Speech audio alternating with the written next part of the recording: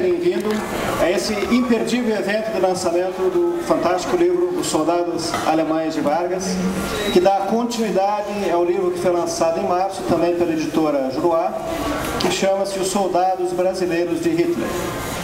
Esse livro que está sendo aqui lançado hoje, ele meio que encerra e conclui uma etapa importante no projeto de pesquisa antigo que eu venho desenvolvendo sobre a relação da comunidade teuto-brasileira e a Segunda Guerra Mundial.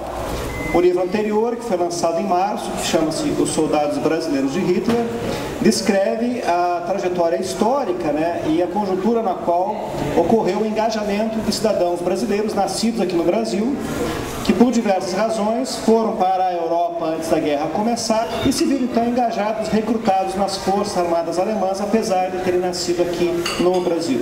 O livro que está sendo lançado aqui hoje trata da comunidade alemã que permaneceu no Brasil e, a despeito de tecnicamente poder ser considerada também de nacionalidade alemã, ela foi considerada nos termos da lei brasileira como sendo brasileiros e foram consequentemente recrutados para lutarem nas Forças Armadas brasileiras na campanha da Itália durante a Segunda Guerra Mundial.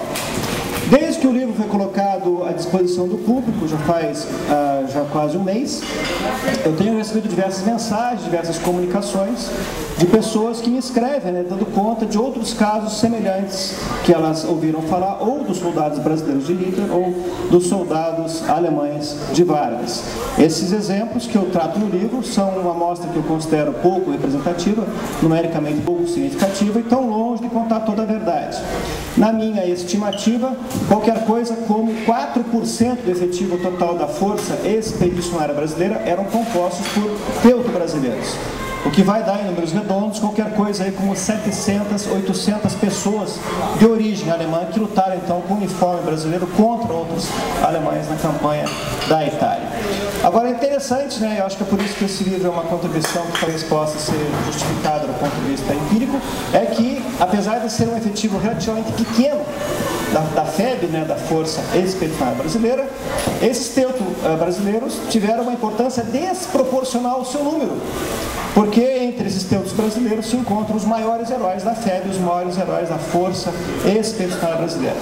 O livro trata então das questões relativas à comunidade teuto-brasileira, conjuntura crítica da guerra, da nacionalização, e examina em detalhe 4 biografias, e somente 4 biografias por questões de espaço. Infelizmente não se pode tratar de muitos outros casos que eu também considerei relevantes.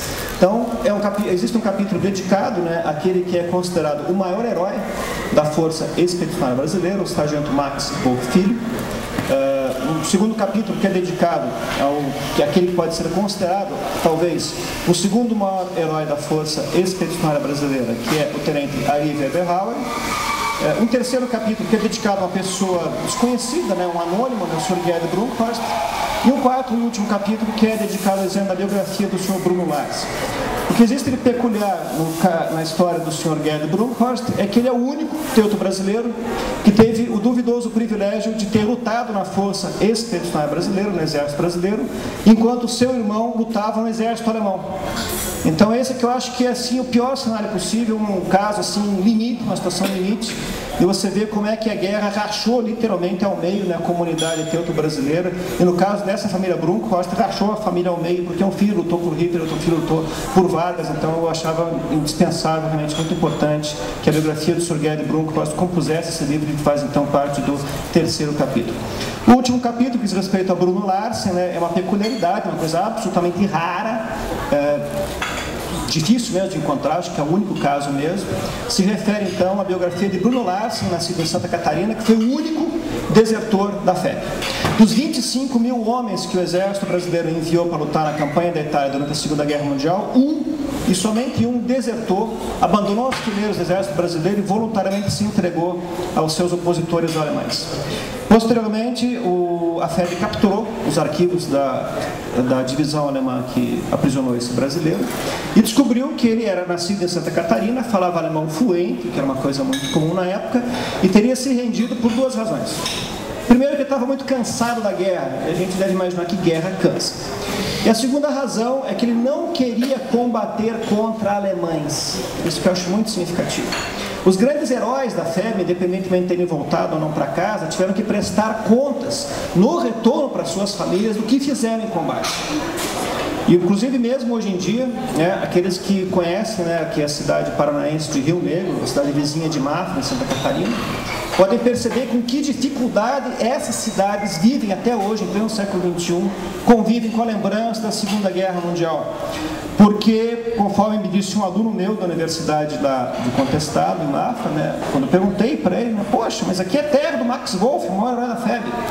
Poxa, aqui do lado é terra do Ari Howen, o segundo maior herói da FEB. Por que vocês não têm uma relação? E um dos meus alunos, né, em off, assim, sigilosamente me disse, pois é, professor, aqui as pessoas não gostam muito dessa história de FEB, da Segunda Guerra Mundial, né? Dos teuto-brasileiros que foram lutar na guerra, porque não pegou bem essa história deles irem lá matar alemão. Então essa é uma história que eu queria ter colocado no livro também, mas por razões de espaço que eu acabei deixando ele fora.